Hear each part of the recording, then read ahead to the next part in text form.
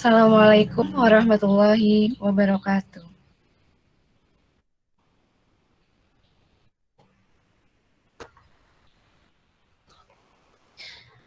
Waalaikumsalam. Kepada yang terhormat Ketua Jurusan Teknik Industri Fakultas Teknik Universitas Jenderal Sudirman, yang kami hormati dosen Teknik Industri Fakultas Teknik Universitas Jenderal Sudirman, serta seluruh mahasiswa Teknik Industri Universitas Jenderal Sudirman. Perkenalkan, saya Dewi Triastianingrum selaku moderator pada acara Talkshow Industri 2021. Izinkan saya untuk membacakan susunan acara pada pagi hari ini. Susunan acara yang pertama, pembukaan. Kedua, pembacaan peraturan acara. Yang ketiga, pembacaan CV pembicara. Keempat, pemaparan materi pandemic is not an obstacle to continue achieving. Yang kelima, pengenalan pemateri sharing section. Yang keenam, sharing section. Ketujuh, sesi tanya jawab. Kedelapan, dokumentasi. Dan yang terakhir, penutup. Memasuki acara yang pertama, ialah pembukaan. Marilah kita buka acara pada pagi hari ini dengan membaca basmalah bersama-sama. Bismillahirrahmanirrahim. Acara yang kedua ialah pembacaan peraturan acara. Yang pertama, peserta diwajibkan on kamera selama acara berlangsung. Yang kedua, peserta yang akan mengajukan pertanyaan diharapkan instruksi terlebih dahulu pada kolom chat. Setelah moderator mengizinkan, peserta diperbolehkan menyalakan mikrofon. Yang ketiga, peserta dapat mengajukan pertanyaannya dengan memperkenalkan diri terlebih dahulu. Selanjutnya adalah pembacaan CV pembicara.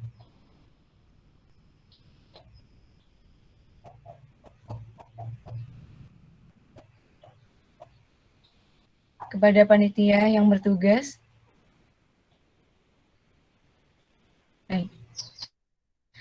pembicara Talkshow Industri 2021 akan dibawakan oleh Ibu Rani Aulia Imran, STMT, yang merupakan dosen Teknik Industri Universitas Jenderal Sudirman. Biodata, tempat tanggal lahir, Bandung 6 November 1988, hobi, basket dan fotografi, alamat, Semarang dan Purbalingga, bidang keahlian yang ditekuni, ergonomi dan K3. Pengalaman kerja industri pada PT Internasional Nikel Indonesia Tbk pada tahun 2010, magang tahun 2010 sebagai staf Departemen Logistik, dan menjadi dosen pada Universitas Jenderal Sudirman mulai dari tahun 2018 sampai dengan sekarang, dan dinyatakan sebagai dosen tetap di Teknik Industri Universitas Jenderal Sudirman. Riwayat pendidikan, SMA di SMA 3 Semarang, sarjana pada Universitas Hasanuddin atau Unhas, Makassar, dengan mengambil jurusan Teknik Industri dan lulus pada tahun 2012. Magister pada Institut Bandung, ITB, dengan mengambil jurusan Teknik dan Manajemen Industri, lulus pada tahun 2016. Pengalaman kepanitiaan. Perhimpunan Ergonomi Indonesia, PEI, mulai dari tahun 2015 sampai dengan sekarang. Aktif pada Asosiasi Perhimpunan Ergonomi Indonesia, PEI, sebagai anggota. BKSTI Korwil Jawa Tengah, mulai tahun 2020 sampai dengan sekarang, menjabat sebagai Sekretaris 2 di BKSTI Korwil Jawa Tengah. Aktif pada Teknik Industri Universitas Jenderal Sudirman mulai tahun 2018 sampai dengan sekarang sebagai dosen tetap di Teknik Industri Universitas Jenderal Sudirman. Selanjutnya ialah pemateri dengan tema Pandemic is not an obstacle to continue achieving. Kepada Ibu Rani, waktu dan tempat kami persilahkan. Baik, terima kasih ya, moderator sekaligus MC ini Dewi. Dewi tegang banget, saya jadi gugup ini gimana? Santai aja ya, hari Sabtu-Sabtu kita santai, kita sharing-sharing ini kan tujuannya, jadi ya santai aja. Bentar ya, saya izin share screen.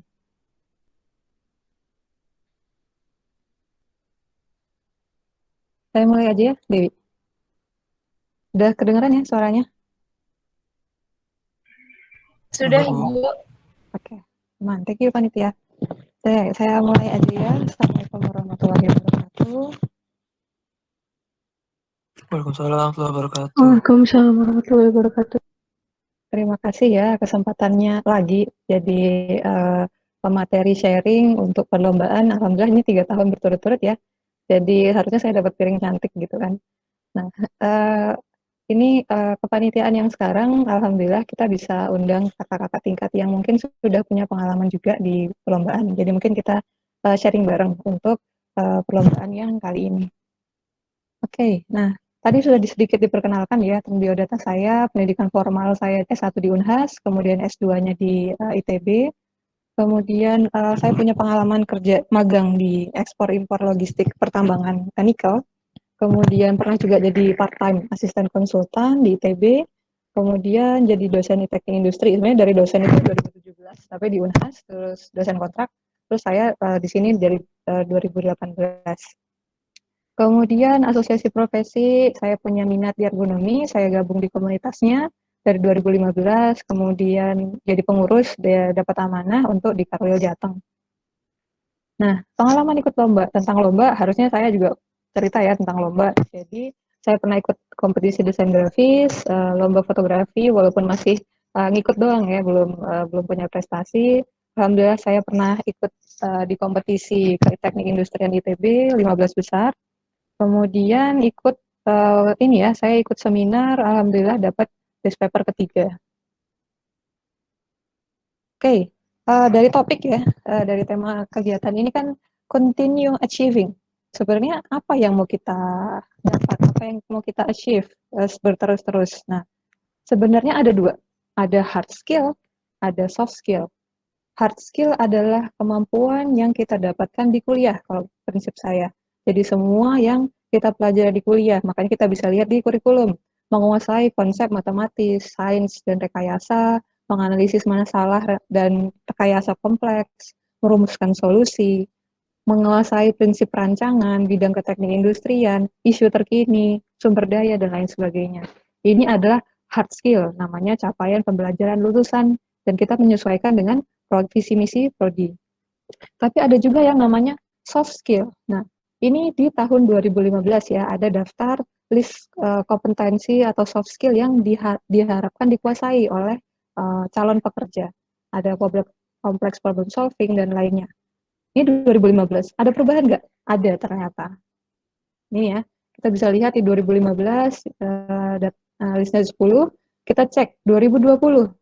Complex problem solving, critical thinking, creativity, people management, coordinating, emotional intelligence, judge and decision making, service orientation, negotiation, dan cognitive flexibility. Apa yang berbeda? Emotional intelligence dengan cognitive flexibility, kemampuan beradaptasi terhadap apa yang dipelajari, sebenarnya apa gampangnya gitu. Nah, kita cek, kita evaluasi diri kita sendiri. Kita sudah punya belum kemampuan ini semua, gitu ya. Ada rencana nggak kita kuasai ini, gitu kan? Walaupun belum sekarang kuasai, tapi ada rencana nggak? Tapi cek lagi, 2025 gimana? Ternyata ada perubahan lagi. Kita nggak cuma mana ya ini complex problem solving, tapi harus ada analytical thinking dan innovationnya gimana. Active learning dan learning strateginya ada. Leadershipnya, teknologi, kemampuan terhadap teknologi ya, baik penggunaan maupun desain. Kemudian reasoning, kita nggak cuma menyelesaikan masalah, tapi reasoningnya seperti apa. Nah, inilah yang menjadi tujuan kita ke depan. Apa yang soft skill yang kita harapkan kita punya untuk mempersiapkan diri kita. Nah, ternyata 2030 berubah lagi. ini masih kemungkinan ya, karena semakin ke depan kan semakin fleksibel orang, nggak harus bekerja di kantor, bekerja di mana aja. Pekerjaan yang dulu mungkin konten kreator itu nggak ada, tapi sekarang ada. Ke depan akan ada perubahan lagi. Nah ini kemungkinan ke depan, makanya ide adalah hal yang penting. Kemampuan untuk mengeluarkan ide itu penting, nggak cuma kreatif, tapi ide itu bisa diterapkan misalnya. Oke, nah ini ya, yang paling banyak, yang paling meningkat dari 2016 ke 2030, kemungkinan besar adalah kemampuan kognitif, kemampuan berpikir, dari yang basic ya, misalnya kemampuan literasi, membaca, numerikal, menghitung, basic input data, processing. Tapi yang lebih dalam lagi kayak mampu menulis, kuantitatif analisis, statistical thinking, critical thinking, project management, creativity. Nah, ini sudah di atas dari basic kemampuan otak gitu kan. Nah, inilah yang kita harapkan tingkatkan. Nah, ini cuma contoh aja ya, beberapa industri yang mungkin yang sudah berkembang sekarang dan kedepannya akan berkembang sampai 2025. Mobile internet itu berkembang, automation, dan lain sebagainya. Ini contoh aja. Oke, nah terus kalau sudah tahu, kalau kita memang butuh berkembang, apa ya, kita sebaiknya mengembangkan kemampuan beradaptasi dan kreativitas, terus gimana? Ya, ada beberapa cara. Ini contoh aja yang saya dapatkan.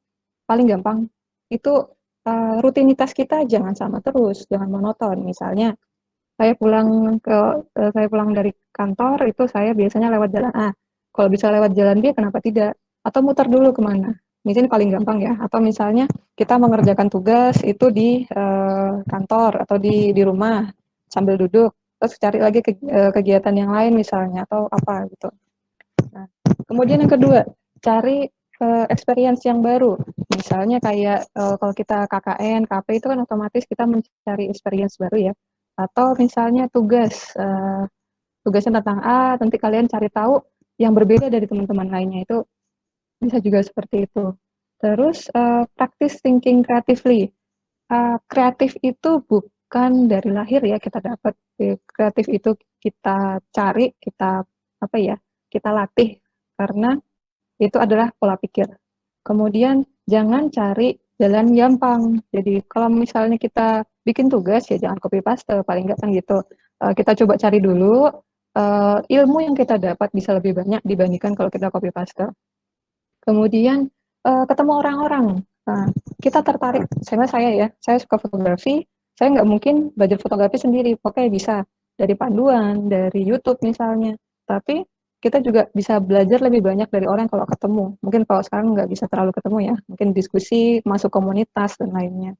Kemudian 6, belajar bareng. Jadi nggak cuma kita mendengarkan orang, tapi kalau bisa kita sharing juga seperti hari ini. Nah, ini semua bisa kita capai dari latihan keseharian, terus tugas-tugas yang diberikan. Mereka dosen masing-masing ada yang bentuknya kuis, ada yang bentuknya kerja kelompok, ada yang apa ya, UTS UAS, ada yang bikin bikin macam-macam. Kalau saya dulu suruh bikin poster ya, yang sudah cutting kayaknya sudah bosan ya. Nah, semua yang kita lakukan, dosen-dosen juga berharap bisa mengembangkan pola cognitive flexibility ini, termasuk mengajar, jadi asisten atau jadi tutor di ini ya, kegiatan himpunan, saya lupa lagi namanya. Nah, terus yang saya highlight di sini adalah perlombaan. Oke, nah, apakah pandemik adalah halangan? Is a pandemic is a obstacle? No, it's not. Jadi walaupun kita ketahui ya, udah kita rasakan bersama lah, udah 1 tahun di rumah terus, kita ya mau nggak mau kita harus hadapi, dan kedepannya ini kita juga tetap harus jaga protokol dengan baik. Ada perubahan pola hidup gitu kan. Jadi orang stay at home lifestyle, terus semua go virtual, apapun lah itu, mau webinar, mau seminar, mau kuliah, mau ujian dan sebagainya. Kemudian kebutuhan paling dasar adalah yang utama sekarang, safety, makan, dan keamanan jiwa. Kemudian orang jadi mulai peduli dengan yang lain, jadi nggak apa ya, berusaha solidaritas, karena ini kan pandemi ya, kita nggak bisa selesaikan kayak flu, orang satu sakit, ya udahlah nanti dia biarin nanti sembuh sendiri gitu kan. Ini nggak bisa, kita harus kalau kita mau jaga orang lain ya kita, ya kalau kita mau jaga diri sendiri dan orang lain ya kita harus sama-sama saling menjaga karena bisa terinfeksi kembali. Oke, nah ini sekedar bentuk perubahannya, ini saya nggak perlu jelaskan. Oke, ide-ide. Ini contoh ya, ide-ide dari mana sebenarnya? Nah, ini simpel. Gimana caranya sudut meja saya bisa dimanfaatkan? Jadi dia buat laci, simpelnya gitu. Terus kalau saya duduk di meja, terus nggak ada bantalan, tuh sakit kalau kena meja. Bisa nggak ada bantalannya? Tapi yang cute gitu. Nah, ini contohnya. Terus kalau orang lagi bangun sesuatu, terus dia butuh pasir yang halus, bisa nggak usah orang yang ngayak, tapi mesin. Kemudian masih terjadi kecelakaan di Amerika. Terus dia nyatakan, bisa nggak lampunya, nggak cuma lampunya yang nyala, bisa nggak tiangnya sekalian yang nyala, biar kelihatan dari jauh. Terus tahu dingklik ya, dingklik kursi kecil gitu. Nah itu kan praktis ya untuk kalau anak-anak mau pakai wastafel, tapi kalau disimpan kan ribet. Nah gimana caranya saya pengen punya dingklik, tapi bisa disimpan dengan mudah. Terus saya pengen punya tempat cuci, ya mesin cuci tapi nggak pakai listrik, bisa nggak gitu. Terus ini kejadian, ini dilakukan di Amerika. Jadi orang di sana harus mencari air berkilo-kilo, berpuluh-puluh kilo malah.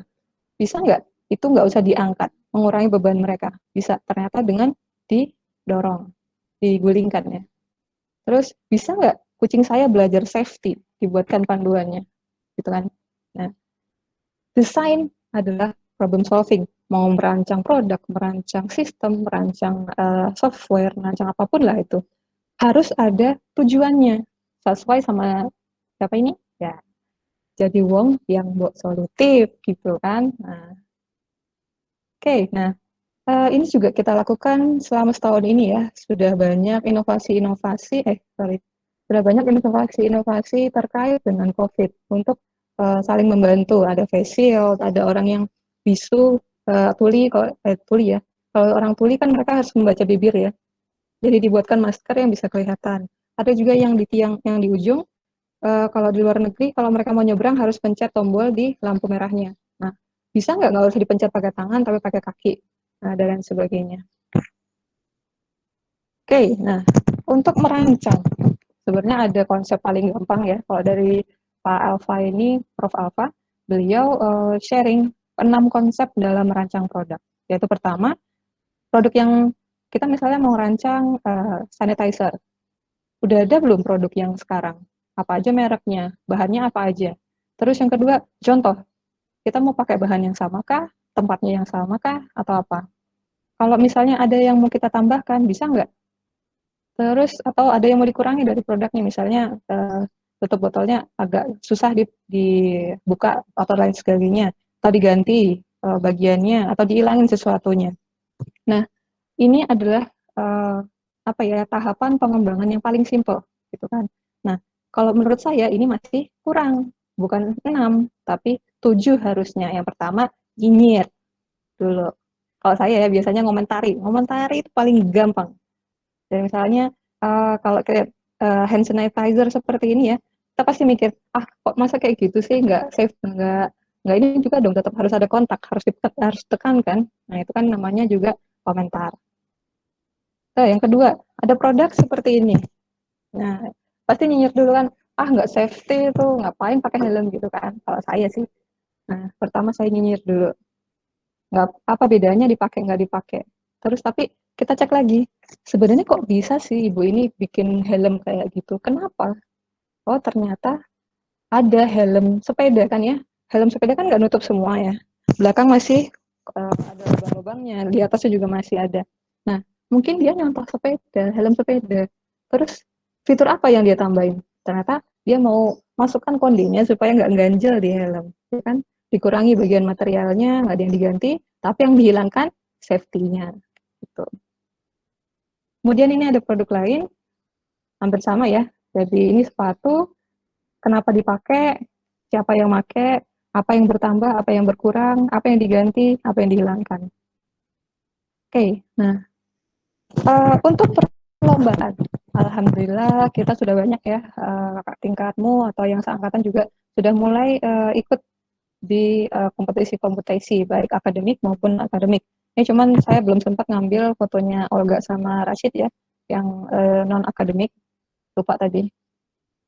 Oke, nah cerita dulu ya, sebelum ke kalian saya juga cerita sedikit. Jadi dulu saya alhamdulillah dapat kesempatan untuk ikut lomba internasional di ITB, jadi ke teknik industrian juga 2012. Dari 3 tim yang kita submit itu tim kami alhamdulillah lolos 15 besar. Nah, motivasi pertama saya cuma satu sebenarnya. Saya belum pernah ikut lomba yang kebidangan. Desain grafis sudah, fotografi sudah, pemagangan sudah, tapi bidang teknik industri saya malah belum pernah. Gitu. Makanya saya penasaran. Di akhir-akhir saya lagi ngerjain skripsi, saya justru ikut lomba. Gitu. Nah, prosesnya ternyata nggak gampang. Yang pertama, karena dulu kan saya juga termasuk angkatan baru ya, maksudnya industri di Unhas itu 2003 pertama, jadi saya 2006, makanya masih angkatan baru lah. Jadi belum ada kecenderungan pengen ikut lomba atau kebijakan dari jurusan untuk ikut lomba. Jadi waktu itu ngumpulin teman-teman buat bikin tim itu susah, itu pertama. Jadi kemarin itu saya kumpulkan asisten-asisten, sama-sama asisten, ayo ikut, agak saya paksa malah beberapa. Kemudian dari segi pendanaan, nggak ada dulu pendanaan, kita memang biaya sendiri-sendiri, ini sama yang dirasakan oleh angkatan 15, 16, 17, 18 ya, yang di ini. Karena baru ada pendanaan di fakultas itu 2020, ya 2020-2021. Nah, ini juga saya rasakan dulu, jadi saya pakai biaya mandiri. Kemudian hasilnya alhamdulillah saya dapat informasi gimana lombanya, alhamdulillah bermanfaat juga untuk himpunan. Saya dapat jejaring, teman-teman saya masih di Facebook ini dari Thailand, dari mana. Kemudian pengalaman yang saya dapatkan di sini juga bisa saya sharing ke kalian. Nah, ini partisipasi dari teman-teman TI Unsut ya, sudah banyak banget. Mungkin saya nggak perlu satu-satu. Saya mau sharing aja dulu, karena kita lomba ya, kita di bawah Kemendikbudristek, apa sekali namanya, Ditjendikti Kemendikbudristek, nah yang baru. Jadi saya sharing dulu lomba-lomba di tingkat kementerian. Jadi kementerian membuat program MBKM. Semua yang terkait MBKM pasti ada lombanya. Ini ya, sosialisasi program wirausaha desa, kampung mengajar, pembinaan pemberdayaan desa, ini semua terkait dengan KKN. Kemudian ada bangkit, alhamdulillah sudah ada 1 orang yang ikut dari teknik industri. Kemudian ada pertukaran pelajar baik nasional maupun internasional. Ada juga perlombaan dari tingkat internasional. Kemudian ada lagi kewirausahaan, ini banyak banget dari program kewirausahaan mahasiswa dari awal ya. Kemudian kegiatan berwirausaha, ada akselerasi startup kalau sudah ada wirausahanya.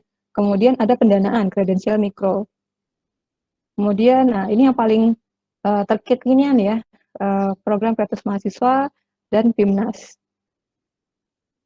Nah, 2 program tadi, yang kewirausahaan dan PKM adalah yang paling didukung penuh oleh universitas. Jadi fakultas dan universitas ya, jadi ada lomba UKMPR, ada lomba tingkat fakultas, tim, kemudian ada sharing session biasanya untuk workshop baik di universitas maupun fakultas. Kemudian ada timnya sendiri, tim dosen maupun tim mahasiswa di universitas. Nah ini alhamdulillah yang terakhir lolos itu kan 2017 ya. Sekarang ada alhamdulillah Aulia Anai juga lolos 2021. Semoga nanti kedepannya makin banyak. Kemudian yang kedua adalah PMW. Yang ini didukung oleh universitas. Ada timnya, ada UKM-nya, kemudian ada tim juga di tingkat fakultas. Untuk lomba kewirausahaan sebelum adanya UKM ini biasanya sendiri-sendiri ya. Dulu Virgi juga pernah ikut di lomba yang di Udayana tentang kewirausahaan juga, business plan. Nah, perancangan dan pengembangan produk, lombanya banyak banget, bisa milih aja sih, memang terkait dengan ini ya, temanya beda-beda tiap tahun. Nah, alhamdulillah sudah ada pengalaman di masing-masing, ada yang desain competition UNS, ada yang Ronix UGM ya, cuma ini kemarin kita selip ya, lewat udah deadline-nya, ada update yang tingkat Asia Pasifik, kemudian ada Indisco, yang kemarin juga sudah masuk tahap 2 tapi belum lolos untuk tahap selanjutnya. Oke, rancangan produk yang lainnya, Ergocamp. Alhamdulillah kita berturut-turut ya, kita ikut Ergocamp. Insya Allah Agustus 2021 juga ikut. Ini kemarin juga sempat juara 3, yang kemarin juga sudah lebih banyak lomba yang diikuti. Kemudian ada World Young Inventor Exhibition yang tahun lalu sudah ada yang ikut, sudah masuk proposal, tapi sayangnya belum bisa berangkat karena dia di Malaysia. Semoga tahun ini kita bisa lebih baik. Kemudian lomba poster. Nah, ini kayaknya angkatan berapa ya? 17 ya, sampai bosan saya selalu minta bikinkan poster. Jadi poster K3 alhamdulillah yang dulu kita kalau dulu saya paksa SKK harus bikin poster gitu kan. Jadi yang ikut lomba satu kelas. Nah, kemudian yang ini alhamdulillah satu orang lolos masuk 10 besar 2019. Terus Incal. Nah, ini juga kemarin selip ya, saya lupa kalau deadline-nya Maret, saya ingatnya Juni. Jadi saya mohon maaf, jadi kemarin ternyata ada yang mau daftar. Jadi Incal ini kan kalau tadi tentang desain produk. Nah, sekarang ada yang bidangnya ke teknik industrian, jadi bentuknya cerdas cermat, entah bentuknya ada kuis, ada project, ada games, dan lain sebagainya. Bidangnya ke teknik industri. Kemudian ada yang lain selain Incal. Tadi ada IECOM yang pernah saya ikuti per 2 tahun. Terus ada constraint dari Makassar ya, dari Unhas itu per tahun. Kemudian ada juga yang bidangnya kualitas stok gitu. Dan kita sudah pernah masuk semifinal ya, 5 besar kalau nggak salah.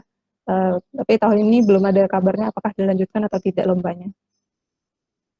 Terus alhamdulillah juga, nah tadi sudah perancangan produk, sudah apa tadi cerdas cermat, nah sekarang karya ilmiah. Nah ini juga alhamdulillah kita bisa berpartisipasi ya dari industrial workshop yang kemarin juara favorit, dikit lagi lah juara 3, tapi ya alhamdulillah sudah sangat baik sekali ini tingkat nasional. Tahun ini juga ada lagi monggo yang mau ikut. Kemudian yang main logi juga kemarin alhamdulillah masuk semifinal satu tim. Kemudian KTIN ini insya Allah tahun ini kita juga kirim. Nah, selain karya ilmiah, ini bisa juga kita berprestasi dari seminar. Misalnya kita bikin paper, terus diseminarkan di seminar nasional, atau seminar internasional, atau conference. Nah, itu juga ternyata mereka adakan pemilihan siapa makalah terbaik, siapa presenter terbaik. Nah, alhamdulillah 2018 ini ada Virgi, 2019 best paper ini CV, kemudian best papernya itu Zalfa. Nah, masih banyak lagi yang lain ya. Ini dari himpunan kemarin sudah kirim ke saya karya ilmiah yang bisa diikuti dari mahasiswa. Mungkin nggak harus semua ini ya, nggak apa. Kalau misalnya ada lomba yang lain, bisa konsultasi dengan himpunan. Tadi sudah akademik, non akademik gimana? Ada sebenarnya tingkat ini ya nasional, tingkat Kemendikbud. Ada yang namanya Peksimas. Itu dilaksanakan per tahun juga. Nah, kemarin itu selip juga. Jadi dia pelaksananya Oktober, daftarnya Oktober juga. Jadi cuma 1-2 minggu gitu kan. Nggak sempet kayaknya ke-share ke banyak orang. Jadi kalau bisa kita siap-siap dari sekarang. Oktober itu kemungkinan ada lomba seni mahasiswa. Terus ada yang namanya juga Filmapres. Walaupun Filmapres ini kita juga bikin paper ya, mahasiswanya bikin paper, tapi dia lebih banyak ke misalnya yang lain, prestasinya, terus bahasa Inggrisnya, presentasinya, dan lain sebagainya. Nah, alhamdulillah di tingkat fakultas kemarin 2020 juara 3, 2021 juara 2. Nah, ini alhamdulillah semoga kedepannya juga tetap bertahan ya juara. Yang lain, non akademik yang lain ya misalnya ada yang musabah Quraniyah ini ya kemarin, tapi 2016 sudah ada 3 orang, kemudian pencak silat juara 2, lomba tenis juara 3 ya. Nah, ini salah satu contoh aja. Beberapa contoh. Nah, yang lain masih banyak, debat bahasa Inggris kah, atau olahraga yang lain, bikin video, atau yang kemarin baru ikut ya 3 tim di industrial export gitu. Nah, ini pengalaman berharga. Mungkin nanti bisa sharing yang sudah pernah ikut lomba juga.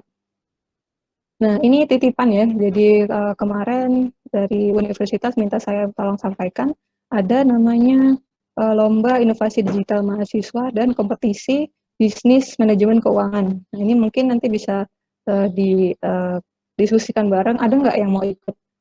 Kalau mau ada yang mau ikut, tolong segera sampaikan ya karena deadline-nya juga Mei Juni ya, salah.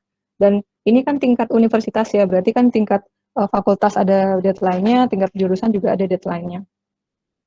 Oke, tingkat universitas akan ada program kewirausahaan, terus tingkat fakultas juga ada MBKM, tapi dia penelitian dan proyek mandiri. Kemudian MBKM juga program kewirausahaan. Kalau MBKM itu kemungkinan harus sampai 20 SKS.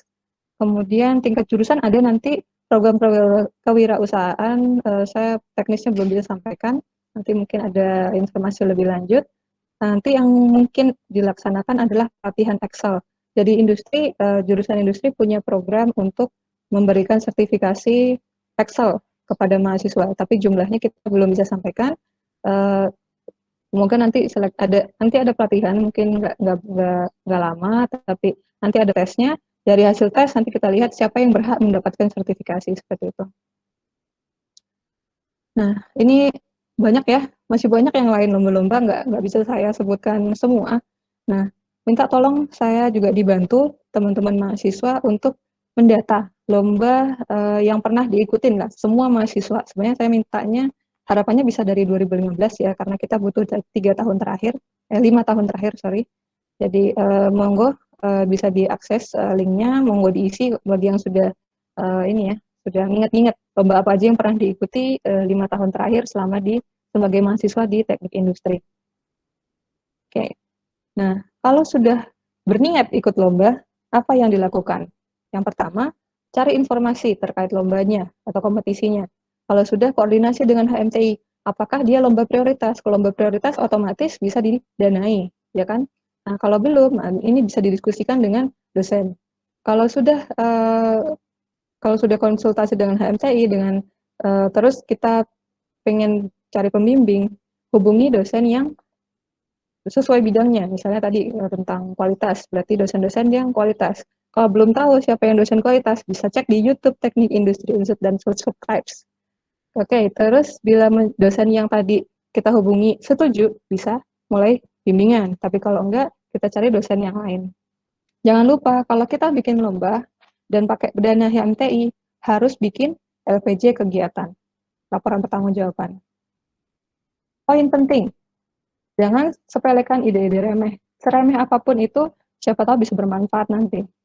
Banyak membaca, banyak cari ide. Saya banyak sekali dapat ide dari Instagram, dari YouTube, dari Facebook, dan lainnya. Kemudian aktif di komunitas, ada HMTI, ada UKM tingkat fakultas, ada UKM tingkat universitas, atau komunitas, Sejateng, ada IMTI ya, atau komunitas yang lain, gitu kan. Melek teknologi, jangan takut dengan teknologi. Mau belajar Excel, belajar. Mau belajar Word atau program lainnya, biasakan. Terus biasakan juga cognitive flexibility, mencari pengalaman-pengalaman yang berbeda dari biasanya. Kemudian bangun motivasi diri. Kalau memang belum masih takut-takut ikut internasional, ikut nasional. Kalau masih nasional belum, lokal. Kalau belum, niatkan dari sekarang, gitu kan. Tahun depan saya mau ikut lomba A, berarti apa yang saya perlu siapkan, gitu aja. Oke, tipe-tipe planner. Ini ada ya, menurut saya sih ini, by me. Jadi kalau visionary itu kan berpikir, oh nanti saya mau kerja jadi manajer di perusahaan internasional, gitu kan. Cuman kadang mereka nggak berpikir sampai, kadang-kadang lupa itu jangka pendeknya, jangka menengahnya harus seperti apa. Orang-orang yang berpikir sangat jauh, mulailah berpikir menengah dan pendeknya. Kalau mau kerja jadi manajer di perusahaan internasional, berarti kan harus keterima kerja dulu di perusahaan itu, ya nggak? Kalau mau lulus kerja di sana, kemampuan apa yang saya harus penuhi hari ini? Terus ada juga yang tipe normal, ya saya sedang kuliah, nanti lulus, sudah selesai gitu kan. Nah, belum berpikir ke depan dan jangka pendeknya habis lulus ngapain gitu kan. Jadi kalau bisa ya mulai, oh ya saya mau lulus tahun depan. Apa yang harus saya penuhi untuk kedepannya? Saya mau kerja di mana dan lain sebagainya, itu mulai dipikir. Kemudian manusia hari esok, ini saya banget ya, SKS, sistem kebut semalam. Saya ada tugas ya kerjain hari ini selesai gitu kan. Jadi tipe yang seperti ini sebaiknya mulai berpikir jangka menengah dan jangka panjangnya. Kalau misalnya hari ini saya ada tugas untuk minggu depan, oke, kerjakan minggu. Terus kalau nanti saya mau dapat nilai berapa, kira-kira nanti semester depan saya mau ngambil berapa gitu kan. Itu yang paling mudah. Nggak usah berpikir, oh nanti saya lulus, saya TA, saya nanti mau kerja. Kalau itu, kalau menurut saya sih tipe yang manusia hari esok ini kejauhan. Tapi kalau kita hari ini ingin mengerjakan sesuatu, lakukanlah yang terbaik, gitu aja. Oke, mungkin itu ya. Pandemic is not an obstacle to continue achieving. Selamat berpartisipasi, selamat berprestasi. Mungkin itu, terima kasih atas kesempatannya. Saya tutup. Wassalamualaikum warahmatullahi wabarakatuh. Waalaikumsalam warahmatullahi wabarakatuh. Waalaikumsalam warahmatullahi Terima wabarakatuh. kasih. Terima kasih Bu Rani atas materi yang telah diberikan. Sangat bermanfaat ya teman-teman. Mungkin bisa ya mulai sekarang menghubungi HMTI melalui R&D buat daftar lomba-lomba, ataupun tadi 2 lomba yang disarankan dari pusat, bisa menghubungi Bu Rani ya Bu, untuk perlombaan seperti KBMK. Setelah ini ada pengenalan pemateri sharing section. Sharing section akan dibawakan oleh 3 pemateri. Yang pertama ada Kak Zahra Winia Desta, angkatan 2017, yang pernah memenangkan perlombaan Ergocamp 2019. Lalu ada Kak Rizky Cahyo Guntoro ST, angkatan 2016, yang telah mengikuti lomba Incal tahun 2019. Lalu ada Kak Abimanyu Dwi Prakoso, angkatan 2018, yang telah mengikuti lomba White Paper Competition 2020. Setelah ini adalah sharing section. Untuk pemateri, Kak Zahra, waktu dan tempat kami persilahkan. Oke. Assalamualaikum warahmatullahi wabarakatuh. Selamat siang semuanya. Pertama-tama saya ingin mengucapkan terima kasih kepada moderator Dewi dan kepada panitia HMTI sudah memberikan saya kesempatan untuk mengisi acara sharing pengalaman saya mengikuti lomba. Nah, jadi pada tahun 2019 itu saya dan tim, jadi timnya itu terdiri dari 4 orang. Itu ada saya sendiri, ada Andika, ada Afi, dan ada Ilen, yang mereka sama-sama dari angkatan 2017. Dan kebetulan sekali, kita berempat adalah asisten praktikum ergonomi dan perancangan sistem kerja lab teknik industri. Nah, jadi lomba yang kami ikuti itu Ergocamp. Nah, jadi lomba Ergocamp itu tuh pasti setiap tahun diadakan gitu. Dan pada saat saya mengikuti lomba tahun 2019 itu diadakan di Undip Semarang. Nah, di tahun 2018 itu diadakan di UGM gitu. Jadi setiap tahun diadakan dan tempatnya itu berbeda-beda. Dan pada tahun 2020 karena adanya pandemi COVID, jadi lombanya diadakan secara daring gitu. Dan nanti tahun 2021 tadi kata Bu Rani nanti Agustus lombanya akan diadakan lagi gitu. Nah, jadi lomba yang tim kami ikuti itu adalah lomba desain poster, dan itu lombanya tuh ada beberapa tema, dan kami tuh memilih untuk perancangan produk gitu. Dan produk yang kami rancang itu adalah kloset. Jadi klosetnya itu namanya kloset jongduk, kloset jongkok duduk. Jadi klosetnya tuh bisa digunakan untuk posisi duduk ataupun posisi jongkok gitu.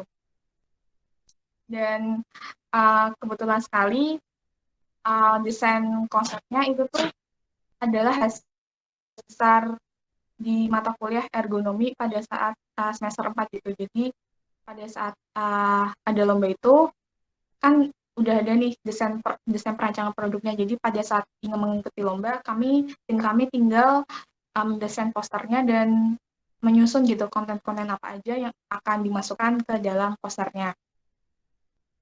Nah, kemudian acara dari Ergocamp itu tuh 2 hari 1 malam gitu. Jadi pada hari pertama itu paginya akan ada seminar nasional yang dibawakan oleh pembicara. Kemudian yang siang harinya tuh ada sesi FGD gitu, Focus Group Discussion. Jadi semua peserta itu dibagi tiap-tiap kelas, dan pokoknya di setiap satu kelas itu tuh tidak ada satu univ yang sama ya. Jadi kita satu kelas itu temannya dari semua univ, dan di situ nanti ada satu tentor. Nah, tentornya itu nanti akan memberikan sadikes gitu kepada kita. Jadi nanti jadi satu kelas itu nanti dibagi jadi beberapa grup ya, beberapa grup yang nanti kita mendiskusikan gitu penyelesaian dari study case. Nah, waktu pas kelas saya itu tuh dikasih study case perancangan produk yang ergonomis untuk memisahkan padi dengan gerabah gitu. Dan nanti kita selama sharing FGD itu kita dari masing-masing univ itu kita bisa saling sharing gitu, kayak pengetahuan-pengetahuan yang sudah kita terima di univ itu kita saling berbagi. Sharing gitu pengetahuan-pengetahuan kita yang bisa untuk menyelesaikan study case tersebut. Nah, kemudian pada saat acara malamnya itu ada pentas seni, kemudian ada penilaian voting untuk final juara gitu. Jadi kalau waktu pas tahun 2019 itu tuh ada 2 tahap ya untuk menentukan juaranya. Yang pertama tuh tahap penyisihan dari dosen. Jadi dosen Undip akan menyeleksi poster-poster dari peserta. Kemudian nanti kalau sudah jadi 10 besar, nanti pada saat acara malamnya, jadi semua peserta diberikan satu vote gitu. Jadi terserah untuk mengevote poster mana aja. Dan nanti hasil dari voting terakhir dari peserta itu yang bisa menentukan siapa yang juara 1, siapa yang juara 2, siapa yang juara 3. Dan alhamdulillahnya tim kami memenangkan juara 3 di acara perlombaan tersebut. Nah, kemudian di acara hari keduanya itu kita nginap di hotel, di penginapan di Bandungan. Terus yang hari keduanya outbound, dan di outbound itu juga sama, kita dibagi jadi kelompok-kelompok, dan pokoknya setiap satu kelompok itu tuh nggak ada satu univ yang sama gitu. Jadi kita membaur sama univ lain dan bisa berteman dengan bermacam-macam univ gitu.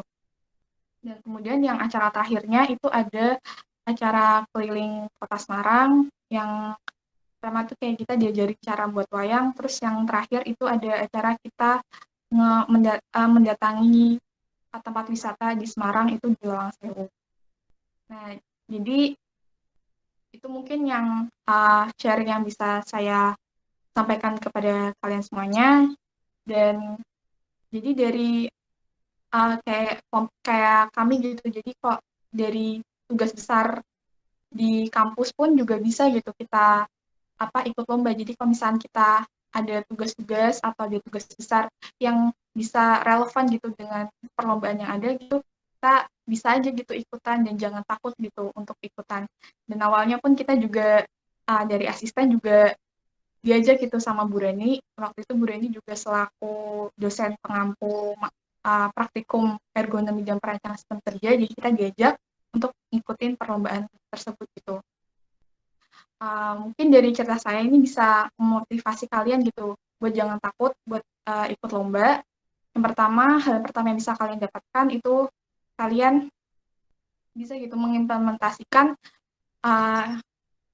pengetahuan yang kalian dapatkan di bangku perkuliahan.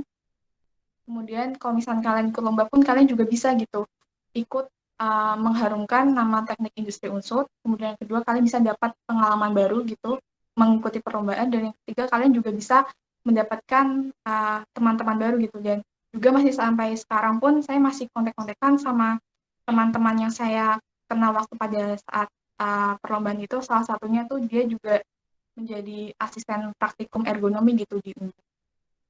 Mungkin Yan sharing dari saya. Kurang lebihnya mohon maaf. Wassalamualaikum warahmatullahi wabarakatuh. Saya kembali ke kantor.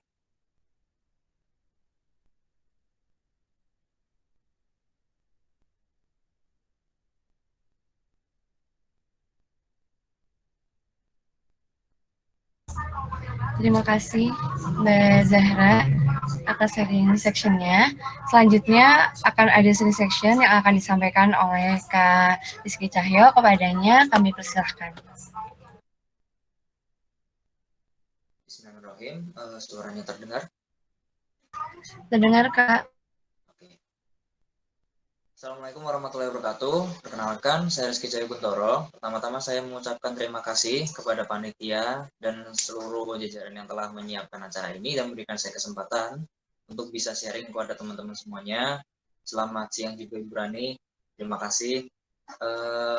Mungkin saya bakalan sharing tentang mulai dari persiapan hingga akhir ya. Yang pertama itu tentang Industrial Challenge. Industrial Challenge itu lomba di bidang teknik industrian yang tingkatnya internasional, yang ada ini ITS. Biasanya tiap tahun tuh ada. Nah, kebetulan waktu tahun 2019 ini punya tema itu lean manufaktur. Seingat saya, pertama waktu kami tahu bahwa ada lomba ini ada di grup, lalu diajak oleh dosen, ayo siapa yang mau daftar, akhirnya saya mulai tertarik dengan lean manufacturing. Ini saya mengajak Zalfa dan Astri untuk mengikuti perlombaan ini. Kami mendaftar pada tanggal 31 Januari. Kami melakukan pendaftaran secara online. Habis itu ada tesnya dulu. Kalau di Industrial Challenge ini ada tes secara online waktu itu. Karena yang ngikutin 125 universitas, seingat saya. 125 lebih se-Asia. Nah, di sini tanggal 12 Maret 2019 ada online primary test. Nah, di sini kami melaksanakan online primary test ini di Purwokerto. Sebenarnya kita nggak berekspektasi lebih, kami cuma pengen mencari pengalaman gitu. Kami tidak ngotot banget untuk menjadi harus lolos nih, enggak. Kami cuma pengen tahu bagaimana vibes ketika kita melaksanakan atau mengikuti perlombaan kayak gitu. Nah, waktu itu jujur kami bertiga itu bukan mahasiswa yang superior atau mahasiswa yang pintar dalam bidang teknik industrian kayak gitu. Kami cuma bisa melakukan yang terbaik yang kami bisa gitu. Kami nggak punya ambisi untuk menjadi yang terbaik, enggak. Kami cuma melakukan yang terbaik aja. Nah, setelah itu kami sudah melupakan tentang Incal ini karena kami pikir, nggak mungkin lah untuk lolos ke semifinal, karena pikirnya kan yang diambil cuma 15 se-Asia kayak gitu. Tapi ternyata tanggal 25 ya, tanggal 10 April ini dikabarkan, tanggal 5 April dikabarkan bahwa kami lolos pada tahap semifinal dan kami harus berangkat ke Surabaya. Di situ kami konsultasi dengan dosen, bagaimana terus kami membuat proposal dan lain-lain. Akhirnya pada tanggal 12 April kami berangkat dari stasiun Purwokerto ke stasiun Gubeng di Surabaya. Di situ kami berangkat itu berempat, Burani, saya, Zalfa, dan Astri kayak gitu. Sampai ke sampai ke Surabaya itu terus dijemput oleh LO dan drivernya, itu ditaruh di penginapan. Kami di situ di awal itu disuruh istirahat terlebih dahulu, terus malamnya ada yang namanya opening, itu tanggal 12-nya. Langsung tuh tanggal 12 ada opening dan kawan-kawannya. Nah, habis ada opening disuruh istirahat. Malamnya ada briefing untuk lomba besoknya. Nah, setelah itu hari kedua tanggal 13 April kita ada talk show pertama. Yang saya suka di sini tuh ada talk show. Saya suka di perlombaan Incal ini bukan hanya untuk kita mengadu ilmu di bidang keteknik industrian, tapi di sini juga ada talk show. Nanti bakalan ada yang namanya social night dan kawan-kawannya. Jadi kita bisa tahu, bisa kenal satu sama lain. Oh iya, waktu yang di penginapan ini kan kebetulan saya cowok sendiri ya. Nah, di sini tuh bagusnya panitia kita dipisah loh antara, pasti dipisah sih. Dipisah tuh tidak ada satu kamar yang berisikan satu universitas begitu, dicampur semuanya. Jadi kita bisa kenalan satu sama lain. Kebetulan waktu itu saya satu kamar dengan teman saya yang dari Presiden University. Nah, di hari kedua ada stage. Di hari yang kedua itu ada talk show. Terus yang pertama ada stage stage 1. Stage 1 itu kita waktu itu disuruh bikin puzzle. Terus di situ kita juga harus hitung ada permintaannya berapa, ada tingkat keerorannya berapa, lalu kita disuruh ngitung di situ. Nah, itu udah selesai, itu seru banget karena pasti ada waktunya juga.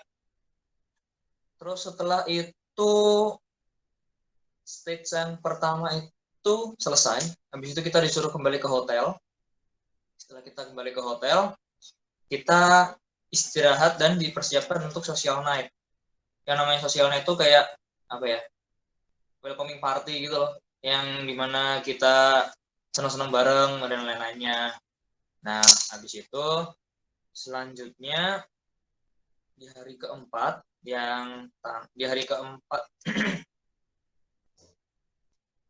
hari keduanya tuh juga ada yang stage kedua.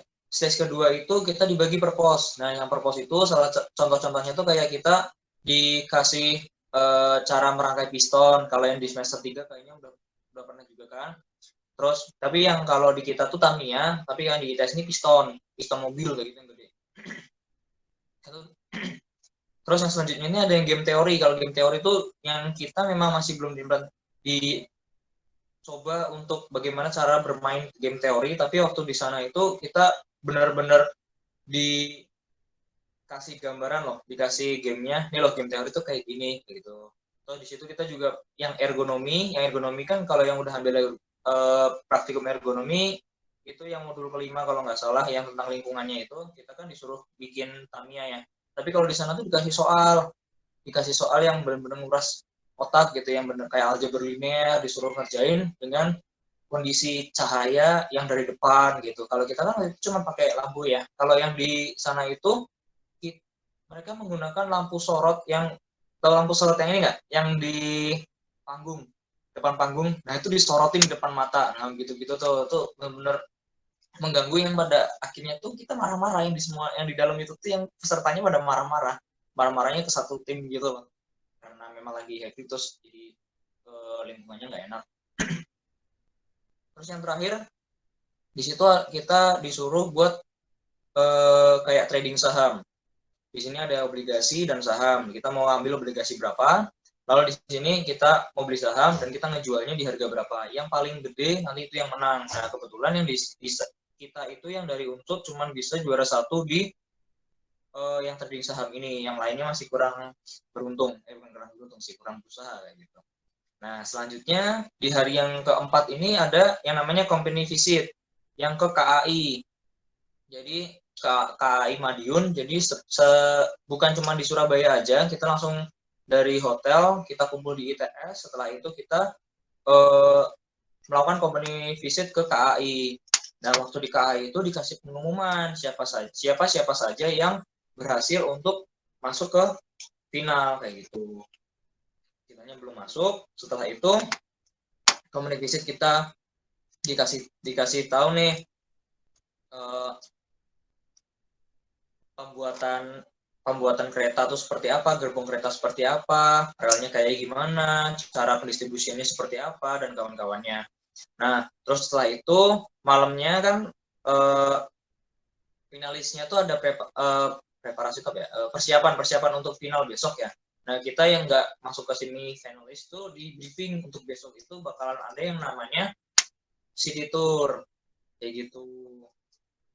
Nah, di sini jadi di hari kelima itu yang finalis pada lomba final, yang kita non finalisnya itu kita melakukan city tour kayak gitu. Kita sempat nyebrang ke Madura juga kok buat nyobain bebek apa gitu Pak. Nah, itu seru banget teman-teman.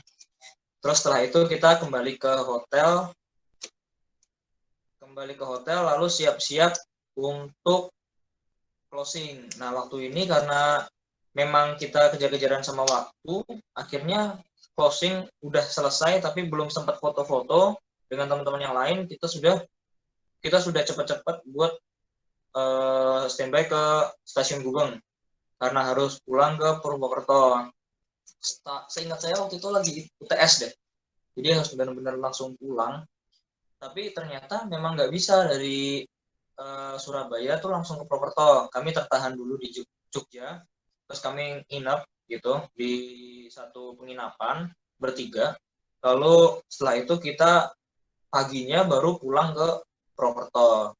Nah, kayak gitu teman-teman. Jadi sebenarnya yang bisa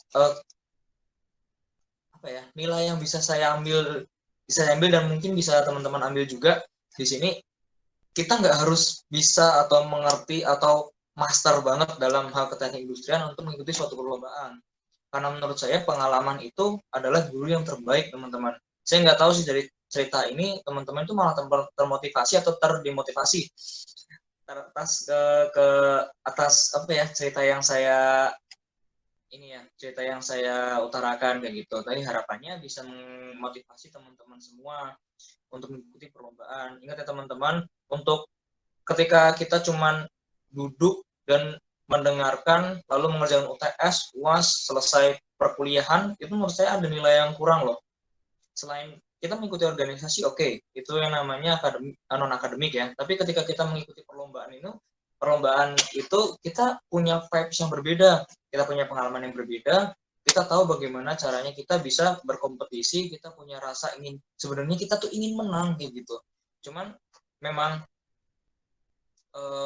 kaminya yang masih kurang waktu itu. Semoga untuk kedepannya bisa ditingkatkan lagi ke teman-teman. Yang mulai mungkin dari tahun 2020 sama 2020 masih terlewat ya. Mungkin yang ke depan 2021 juga, mungkin 2022 nanti kita bisa mengikuti dan bisa tembus ke final kayak gitu. Sekian dari saya, kurang lebihnya mohon maaf. Wassalamualaikum warahmatullahi wabarakatuh. Waalaikumsalam warahmatullahi wabarakatuh. Terima kasih banyak Kak Cahyo atas sharing section-nya. Setelah ini akan ada sharing section yang akan diberikan oleh Kak Abimanyu. Kepada waktu dan tempat kami persilahkan. Baik, terima kasih Dewi selaku moderator, Ibu Rani, dan kawan-kawan HMTI yang sudah membuat acara talk show ini yang sangat bagus ya. Itu emang harus ada yang seperti ini sih, karena acara ini emang untuk menurut aku tuh kayak brainwashing brainwash kita untuk ayo semangat untuk ikut lomba gitu. Oke, jadi pengalaman saya waktu pas industrial workshop di UGM ya, mungkin ini berbeda ya dari ceritanya Mbak Zahra, Mas Cahyo yang sampai ada transport ke, misalnya kayak tadi Mas Ayo ke Surabaya gitu kan, harus ada jalan-jalannya gitu. Karena kalau di kami enggak. Saya dan Yogi Purnomo enggak ada yang jalan-jalan kemana, karena ini full online karena pandemik ya. Jadi kita waktu pas itu ya kayak diajak aja sih. Ya saya diajak sama Yogi, teman saya Yogi Purnomo, Bi mau ikutan nggak ini gitu. Ya udah yuk gas gitu. Ya udah yuk gitu. Nah terus ya udah ikutan, terus ya udah nih temanya apa gitu kan. Oh temanya ini gitu. Oh ya subtemanya gimana ya tuh. Terus waktu pas itu kan abstrak ya. Nah abstrak itu kan harus sesuai dengan subtema. Nah ya di situ lumayan challenging karena pertama kali sih ikut lomba. Jadi pertama kali ikut lomba dan itu suruh buat white paper. Tapi sebelum white paper ya abstrak kan gampang ya gitu. Kayak intinya seperti apa sih? Nah itu tuh kan fokusnya ke ide ya. Nah fokus ke ide tuh lumayan loh.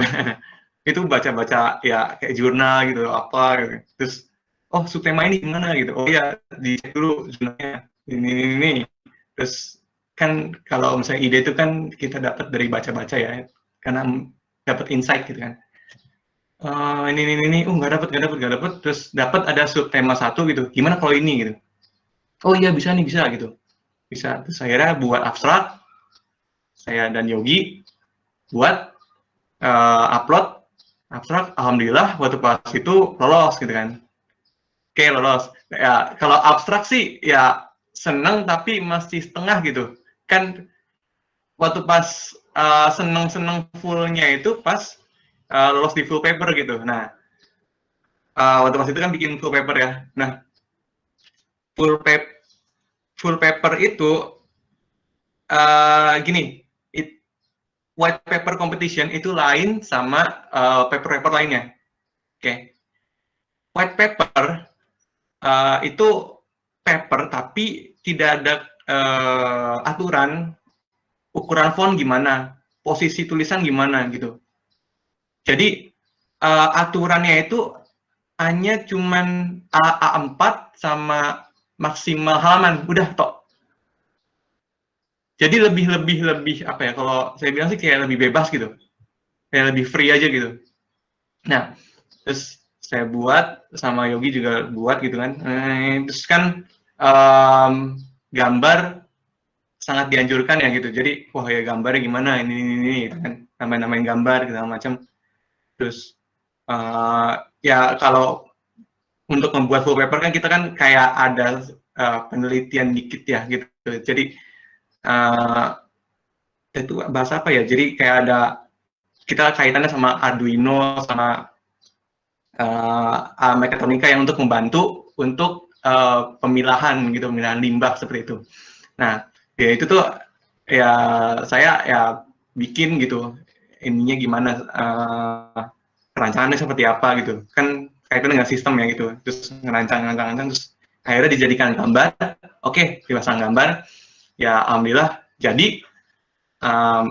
Terus akhirnya ya upload. Nah, di situ upload kan nunggu pengumuman ini lolos enggak gitu kan. Ya jadi mikir ya kayaknya ya nggak tahu deh mestinya lolos atau enggak. Jadi kayak nggak, ya sama kayak Mas Hayo bilang, nggak berekspektasi tinggi, nggak oh ya menang gitu, enggak. Jadi kayak ya kalau menang ya wis ya alhamdulillah, kalau misalkan kalah ya sudahlah gitu.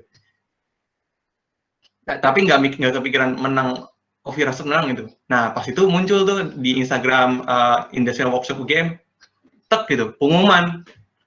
Nah pas lihat, ternyata ada tim dari untuk namanya tim kromosom ya, kromosom gitu. Wah ini tim kita ini, wah udah lolos, wah itu saya ya teriak di kamar gitu kayak gitu kayak kok bisa berhasil gitu. Nggak nyangka sih gitu, entahlah faktor apa yang bisa ini, akhirnya ya jadilah lolos full paper, jadi ya langsung jadi finalis gitu. Nah pas jadi finalis itu ada namanya coachingnya. Jadi kalau di UGM Indonesia Workshop UGM itu ngadain ada fasilitas gitu ya untuk yang finalis, jadi ngasih fasilitas kayak coaching gitu, kayak pelatihan gitu dari dosen UGM pastinya seperti itu. Nah di situ waktu pas coaching dilatih cara presentasi dengan baik, terus kemudian writing yang betul seperti apa dalam paper gitu sih. Nah udah habis itu setelah coaching terus ada case study. Nah case study ini yang lumayan itu lebih parah sih, lebih sulitnya lebih tinggi daripada yang full paper yang benar-benar dari ide kita gitu. Kalau case study disuruh buat white paper itu kan benar-benar fokus, oh ya kasusnya yang seperti itu gitu. Nah waktu pas itu ada dari perusahaan mungkin startup biomasa seperti itu, itu menjelaskan ada pengen menjual biomasa ke Indonesia gitu dengan harga yang murah gitu. Nah kira-kira kalau nggak salah sih kira-kira itu menguntungkan atau tidak. Terus habis itu nanya tentang pabriknya, desentralisasi atau sentralisasi gitu. Itu ya kaitannya dengan SCM sih itu, supply chain management seperti itu. Nah oke, nggak masalah sih, tapi permasalahannya datanya sangat sedikit gitu. Dan yang study case yang dikasih sama perusahaan tersebut itu ya bilang lebih banyak ke arah asumsi dan asumsi gitu. Nah tapi kan kalau misalkan kita asumsi kan ya kita nggak bisa asal-asalan dong, ya harus ada yang ya kira-kira sesuai lah gitu. Nah di situ bener-bener cuman dikasih waktu berapa hari ya, 5 atau 4 ya, yang penting sedikit banget, dan itu harus ngumpulin datanya harus baik mungkin gitu. Jadi kita di sini yang waktu pas case tadi bener-bener kita pengennya di white paper itu bener-bener kita munculin data gitu. Nggak cuman kayak usulan aja tapi nggak ada datanya. Jadi data maksud saya itu angka gitu. Angkanya seperti ini, kita hitung ROI-nya gimana, terus cash flow-nya seperti apa gitu. Mungkin kalian udah belajar ya di ekonomi teknik, nah itu tuh bener-bener harus dipakai tuh.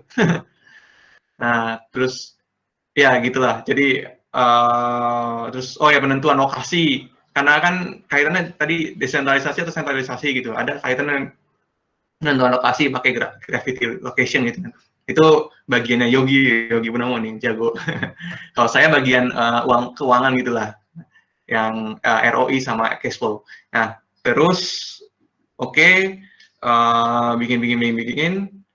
Ya, waktu pas itu lumayan ngos-ngosan sih, karena bener-bener jadinya itu udah bukan hamin lagi, udah jamin ya, itu udah jamin gitu. Dan waktu pas itu ya alhamdulillah sih, saya di sini terima kasih ya sama Bu Rani, Pak Yudi, dan Pak Katon yang sudah membimbing saya gitu, membimbing saya dan Yogi gitu, yang dimana waktu pas itu bener-bener lagi wah apa sih, butuh bimbingan gitu yang untuk full paper study case ini, karena bener-bener datanya sedikit, dan itu materi pun ya kami kayak masih kurang gitu. Aduh, ini maksudnya apa ya, ini kayak SCM gitu kan masih mengkeraba waktu pas saat itu ya, pas semester berapa ya? Ya di tahun-tahun lalu lah gitu, masih belum ini. Nah, sudah dibantu segala macam, ada forecast-nya segala macam, oke, dapat jadi, terus udah kirim ininya white paper-nya, terus sempat ada kelupaan, oh iya ada itu ya, itu tuh udah menit-menit akhir, terus kita buat PPT. menit-menit akhir deadline pengumpulan case study white paper, kita bikin PPT, cepet aja nih, terus dah kumpulin, terus akhirnya presentasi gitu. Nah, oh iya maaf sorry, sebelum masuk ke case study yang sebelum masuk ke finalis itu harus ada video presentasi, terus habis itu lolos lagi ke case study gitu. Nah, ini cerita case study lagi ya. Nah, waktu pas case study presentasi ada juri gitu pakai Zoom, itu kasih waktu kalau nggak salah sekitar 10 menit harus dasin. 10 menit harus dasin. Habis itu Q&A satu juri 3 menit nggak salah. 3 menit. Dan itu ada 3 juri, jadi total 9 menit lah gitu, 9 menit Q&A dengan 3 juri gitu. Sudah selesai itu, terus habis itu ngejar like sama view, karena kan juara favorit tim itu kan dari like dan view ya gitu. Nah itu tuh aku bener-bener usaha lagi tuh, wah ini nih like dan view-nya gitu kan, ini kan udah upload videonya, ini nih like dan view-nya gimana nih, wah udah keluar lah di grup teknik industri, di mana di keluarga segala macam, sampai wah udahlah, sampai ke teman-teman SMA tuh, like dong gitu. Nah, ya alhamdulillah saat pas pengumuman kami dapat juara favorit seperti itu. Oke, seperti itu sih sharing sessionnya. Mungkin itu ya sedikit tips aja dari saya. Jadi untuk teman-teman yang mau ikut ya kayak white paper atau paper yang berisi lainnya gitu.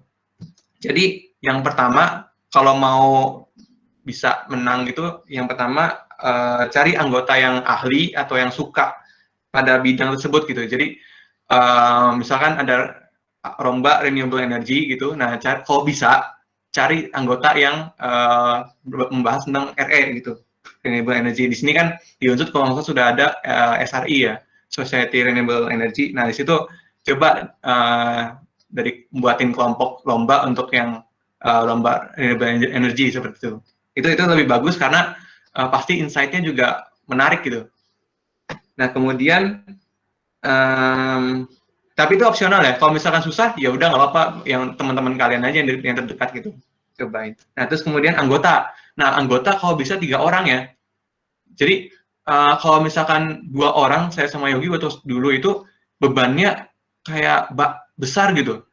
Kayak ngerasa kayak saya butuh 1 orang gitu. Jadi bener-bener kalau bisa 3 orang. Saya juga nanya-nanya ke teman lomba saya yang UGM menang juara 3. Itu ya merekomendasikan ya kalau bisa 3 gitu, 3 orang gitu. Nah, kemudian cari waktu yang tepat dalam memilih lomba.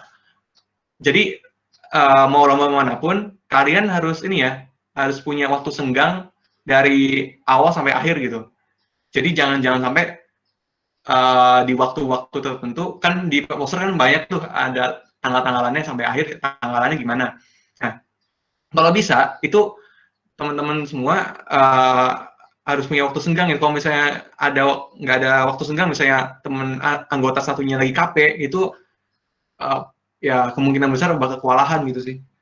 Nah, kemudian cari subtema yang mudah dipahami. Jadi kalau misalkan kalian bingung dengan temanya seperti apa, langsung aja cari di subtema. Subtema kan milih kan, seperti apa gitu. Jadi yang mudah dipahami itu yang mana. Terus 5, bagi tugas wajib. Jadi jangan sampai kalian bebanin cuma 1 orang doang. Yang 3 orang anggota bebanin cuma 1 orang, jangan. Bebannya ratain 3 gitu. Terus kemudian biasakan presentasi menggunakan batas waktu. Jadi kalian mulai saat ini belajar coba presentasi pakai timer gitu. Timer ya 10 menit lah gitu. Biasanya 10 menit sih ya. 10 menit latihan presentasi gimana menyampaikan 100% dalam waktu yang sedikit gitu. Dan latih gestur presentasi saat on cam. Nah, untuk presentasi, kalau bisa kalian, nih, ini kamera ya. Nah, kalau bisa kalian ini lihat di kamera ini nih. Nah, menyampaikan presentasi seperti ini. Ini gitu. Jangan sampai kalian kayak misalnya cuma kayak lihat layar atau pandangan yang mana. Lihat ini, karena gestur juga masuk penilaian yang waktu pas pengalaman saya dulu ya. Terus kemudian mampu dalam video editing. Nah, di lomba-lomba untuk saat ini yang pandemik, karena pandemik ini kan susah ya penjuriannya ya, maksudnya nggak bisa offline gitu. Jadi lebih banyak ke arah video-video dan video gitu. Nah, kalau bisa kalian harus seenggaknya punya skill video editing. Skill video editing ya, misalkan Sony Vegas Pro, Premiere Pro gitu. Karena benar-benar butuh untuk apa ya mempercantik presentasi kalian gitu kan. Jadi bisa memperbanyak view atau bisa banyak like, seperti itu sih. Oke, mungkin sekian dari saya. Terima kasih. Masih kembali ke Dewi, moderator. Terima kasih kembali Mas Abimanyu. Gimana teman-teman? Keren-keren banget ya pengalaman-pengalaman dari kakak-kakak kita gitu. Nah, setelah ini akan ada sesi tanya jawab. Untuk teman-teman yang akan bertanya mungkin bisa chat di kolom komentar. Silahkan.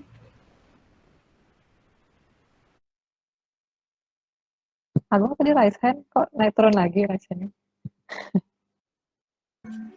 Iya Bu, maaf izin bertanya Dewi.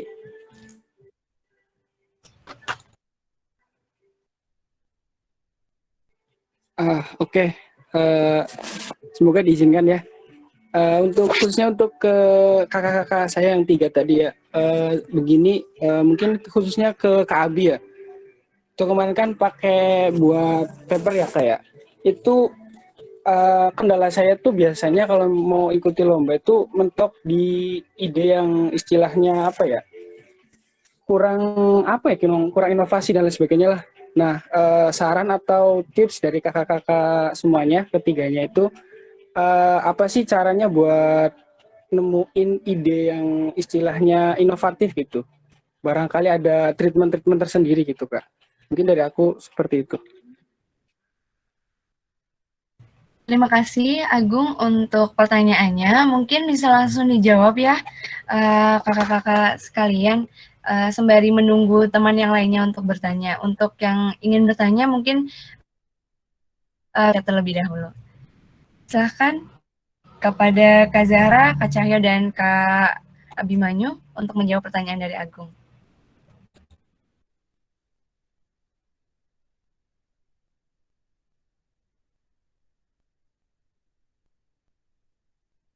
Apa dulu nih? Urut lagi atau acak? Mungkin bisa dimulai dari saya ya, Dewi. Boleh Kak, silahkan. Oke, kalau misalkan ide, karena itu desain produk ya, jadi itu waktu cerita lagi, waktu kembali di semester 4, jadi itu waktu pas sebelum UTS ya, jadi Pak Hashim tuh kayak ngasih tugas besar gitu ke angkatan 2017 gitu, untuk meredesain peralatan atau alat-alat gitu yang kurang ergonomis gitu. Nah, jadi dari situ tuh kan itu per kelompok ya. Jadi jadi kelompok-kelompok itu tuh dan juga kelompok saya tuh cari-cari idenya. Yang pertama tuh dari ini apa? Dari real kayak real life apa sih kayak kenyataannya gitu. Produk-produk gitu yang kurang ergonomis. Terus kita juga biasanya cari idenya gitu di internet juga sih kayak kita nemu nih ada nemu barang ini kurang ergonomis terus kita cari di internet gitu ada nggak sih kayak misalkan ada meja gitu yang udah bisa adjustable terus kalau udah ada adjustable-nya seperti apa gitu mungkin bisa gitu dari yang ide yang di internet itu bisa kita sempurnain lagi gitu atau ada yang bisa kita kurangi atau bisa kita tambahkan nah mungkin dari sih kalau dari ide-idenya dan juga itu kan kita kan kelompok ya jadi karena kelompok kita juga bisa saling bertukar ide gitu mana aja sih yang apa desain-desain atau perancangan produk yang perlu kita tambahkan terus kita misalkan menggabung dari dua desain juga kan kalau saya itu kan juga menggabungkan dari adanya dua desain yang berbeda ya yang pose jongkok sama duduk nah itu kita gabungkan gitu dari dua ide itu menjadi satu produk yang baru gitu nah itu juga bisa menjadi ide-ide gitu dan pada saat ergonomi pun kita kan lihat di presentasinya ya mungkin setiap ergonomi pasti ada tugas besar perancangan produk seperti itu. Nah, juga nanti pas kita semester 4 di matkul ergonomi itu juga ada presentasinya ya. Nanti Pak Hashim bisa ngenilai juga gitu produk kita dan dari pas kita presentasi pun kita juga bisa gitu dapat masukan dari Pak Hashim sebagai dosen terus juga dari teman-teman kita juga gitu. Kayak mungkin ini produknya kurang ini, coba ditambahkan ini dan itu juga waktu pas presentasi kita juga bisa saling tukar pikiran gitu, berdiskusi kekurangan produk dan kelebihan produknya sudah kita rancang gitu. Dan nanti hasil finalnya itu merupakan ya hasil tuh rancangan dari kelompok bersama dan juga dapat masukan gitu dari orang-orang di sekitar kita. Kayak gitu sih. Kalau waktu pas lomba saya yang kemarin. Terima kasih juga Kak Zahra atas jawabannya. Mungkin Kak Cahyo bisa menjawab pertanyaan dari Agung. Ya, mungkin saya coba menjawab ya. Tapi untuk yang lomba kemarin sih kayaknya nggak ada untuk ini, untuk produk yang inovatif kayak gitu. Mungkin kalau bisa cerita tuh kayak waktu di mata kuliah perancangan produk tepat guna atau PPTG ya. Yang kedua itu ada ergonomi. Yang pertama itu yang di ergonomi hampir sama sih kayak yang Zahra kayak gitu. Kita biasanya disuruh waktu itu kalau seingat saya waktu itu disuruh untuk merancang produk yang ergonomi satu stasiun kerja, yang kedua produknya. Nah di situ kan berkelompok juga ya. Nah biasanya waktu itu tuh kami pertama cari di internet dulu, tapi di internet kayaknya mentok nih, soalnya yang namanya produk tidak ergonomis itu pasti banyak kan. Cuman akhirnya kita di kelompok saya itu memutuskan untuk udah deh coba yang keseharian kita lakuin itu yang bikin capek apa. Nah pada akhirnya teman-teman bilang yang paling capek itu menyetrika di meja tetap atau meja tulis gitu, sama yang meja setrika. Nah di meja setrika ini kan waktu itu akhirnya kami membuat meja setrika ergonomis untuk yang stasiun kerjanya, dan yang kedua itu setrika ergonomis. Perbedaannya itu yang pertama stasiun kerjanya itu kami lihat juga dari internet untuk yang meja yang bisa dinaik turunin tingginya. Nah, tingginya ini kita sesuaikan dengan data antropometri di Indonesia gitu. Seingat saya ada websitenya. Terus setelah itu untuk yang singkat cerita yang setrikanya itu gagangnya disesuaikan dengan ukuran tangan yang di antropometri di Indonesia kayak gitu. Jadi sebenarnya untuk ide inovasi itu mending lihat di sekitar kita dulu kayak gitu. Apa yang membuat kita tuh capek? Misalnya kayak yang contoh agak berat sih, kayak naik motor kok tangannya terlalu maju, pada akhirnya punggungnya terasa berat kayak gitu. Itu pasti juga ada ukurannya, mungkin di adjustable, untuk disarankan kepada desainer motornya. Terus untuk yang perancangan tepat guna itu kita di UKM Sapu, ya UKM Sapu.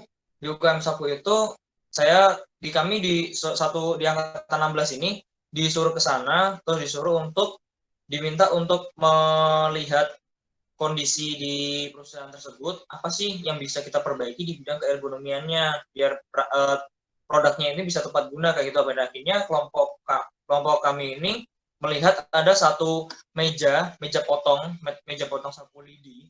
Ini udah keropos, terus udah nggak bisa, udah susah lah digunakan, untuk jadi nggak presisi kayak gitu. Akhirnya kami desainkan, kita tanya ke bapaknya keluhannya apa aja Pak kayak gitu. Jadi selain untuk kita inovasi dilihat dari lingkungan kita sekitar, kalau misalnya itu barang itu alat untuk orang yang mengerjakan, kita tanya dulu nih ke orangnya, ke pekerja tersebut keluhannya apa aja, untuk disesuaikan dengan keinginan atau kebutuhan dari perusahaan kayak gitu.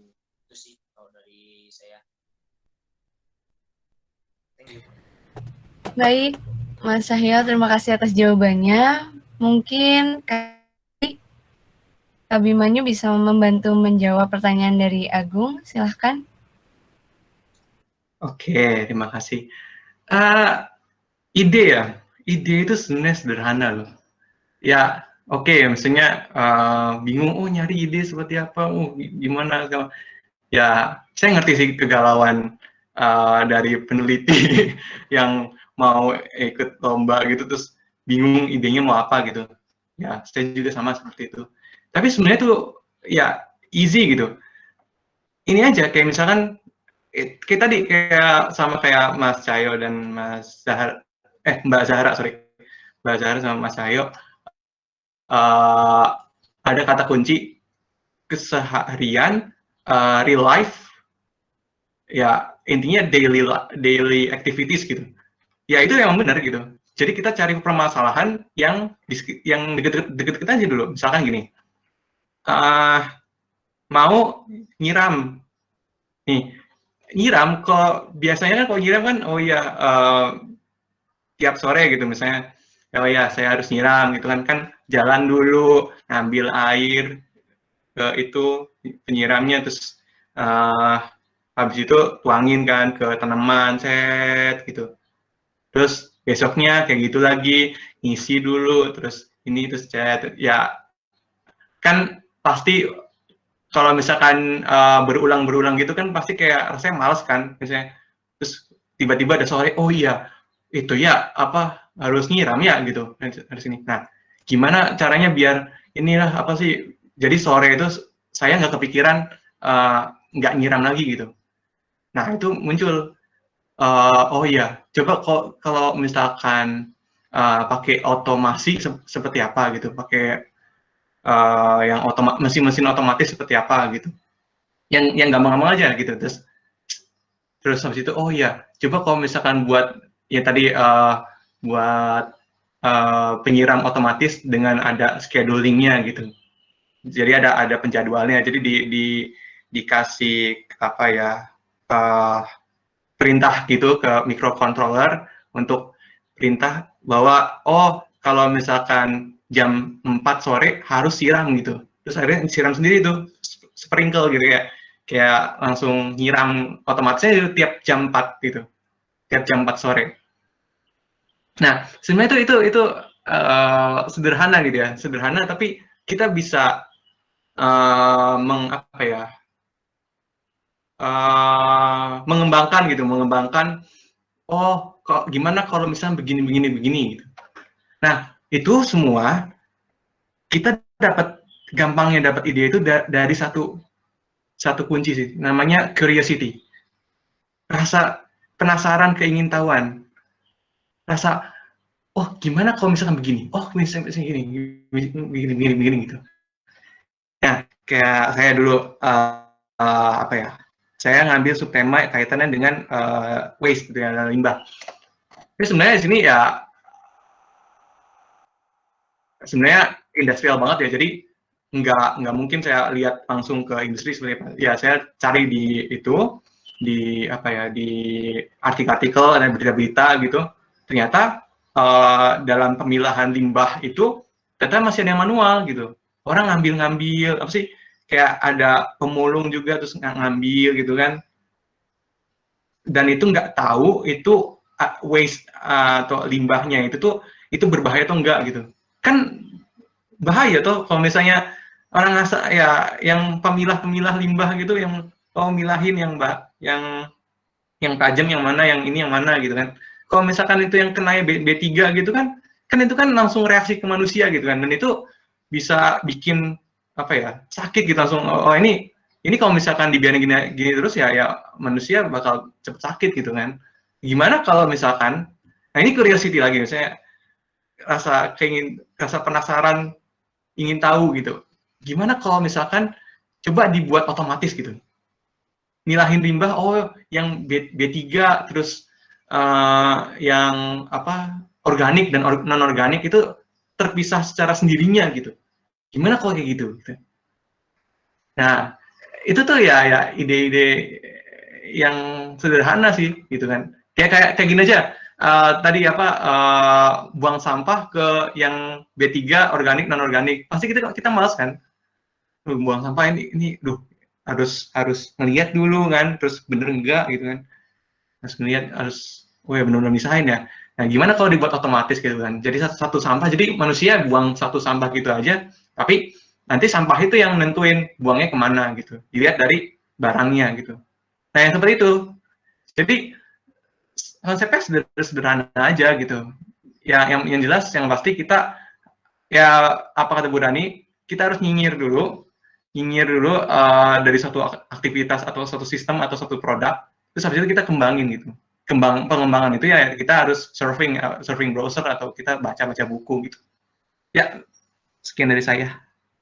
Terima kasih. Terima kasih Mas Abimanyu. Bagaimana Agung? Apakah sudah cukup? Cukup Dewi, dan untuk Kak Abi, Kak Cahyo, dan juga Kak Zahra atas pertanyaannya. Semoga kedepannya dapat inspirasi lebih. Terima kasih Dewi. Sama-sama. Mungkin untuk teman-teman yang lain yang ingin bertanya, dipersilahkan.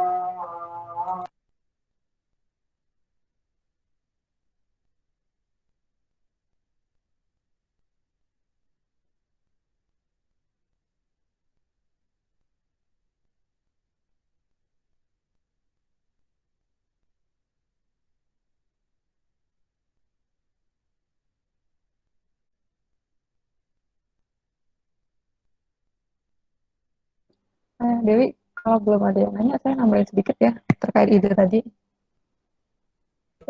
Silakan Ibu. Oke, nah, tadi pertanyaan bagus ya, Agung. Itu kayaknya permasalahan semua orang ya, termasuk dosenmu juga. Kita kan juga ditarget penelitian, ditarget suruh bikin penyuluhan, suruh bikin apa ya, ikut juga anak, nggak cuman mahasiswa ada prestasinya ya, jadi dosen juga harus berprestasi. Makanya kita juga sampai sekarang pun masih belajar cari ide. Nah, mungkin dari saya ya, pengalaman kemarin ada teman-teman saya yang penuh ide tapi nggak mau ikut lomba, ada yang mungkin ya setengah-setengah, ada juga yang pengen banget ikut lomba tapi nggak ada ide. Nah itu uh, makanya butuh komunitas, ada himpunan, ada macam-macam lah. Kita harus diskusi, kita harus cari tahu sebenarnya kita bisa kerjasama sama siapa. Terus terkait dengan ide tadi, saya sepakat ya sama kakak tingkatmu semua. Yang pertama kan paling gampang kita ngikutin dari mata kuliah. Jadi ada tugas besar, tugas biasa. Kita ngumpulin ide-ide dulu di situ sesuai dengan tugasnya. Nah dari situ bisa jadi langsung ikut lomba ataupun nanti dikumpulin dulu. Mungkin nanti ada ide-ide lain yang bisa kita manfaatkan ke depannya. Terus yang kedua kita sendiri yang nyari. Mungkin ide dari kita tapi belum berkembang banyak. Tadi ya sudah ada ide tapi nggak tahu ngembanginnya gimana. Nah ini salah satunya adalah dengan bimbingan dengan dosen gitu kan. Lombanya tahu apa, terus diskusi dengan dosen, semoga bisa mengembangkan ide itu dengan lebih baik. Yang ketiga, kita menentukan ide dari topik lombanya gitu. Jadi nggak usah nyari ide-ide dulu, lombanya dulu. Oh, saya mau ikut lomba yang renewable energy misalnya. Berarti semua topik tentang topik lomba itu kita cari tahu dulu mana yang menurut saya menarik gitu kan. Nah dari situ baru kita kembangin. Mungkin tambahan dari saya itu. Terima kasih. Baik, terima kasih banyak Bu Rani. Kepada teman-teman yang ingin bertanya, dipersilahkan.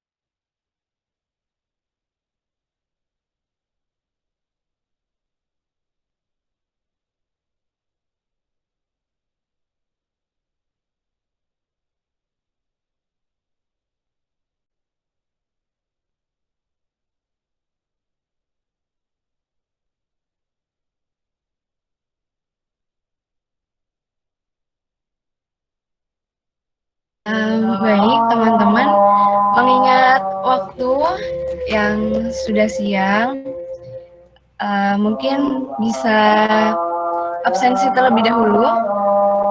Kepada teman-teman panitia, boleh dibantu untuk membagikan link absensinya, dan mungkin bisa juga mengisi link telah dibagikan oleh Bu Rani. Dipersilakan kepada teman-teman. Baik, mengingat sudah tidak ada pertanyaan, marilah kita tutup acara pada pagi menjelang siang hari ini dengan bacaan hamdalah bersama-sama.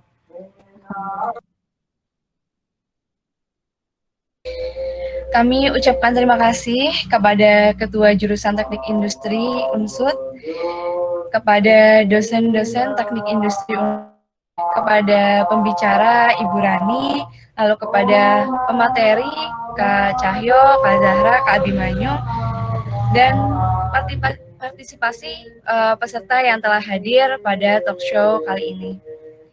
Saya selaku moderator mohon maaf apabila dalam penyampaian dan penyajian acara ini masih banyak terdapat kesalahan dan kekurangan. Sekian dari saya.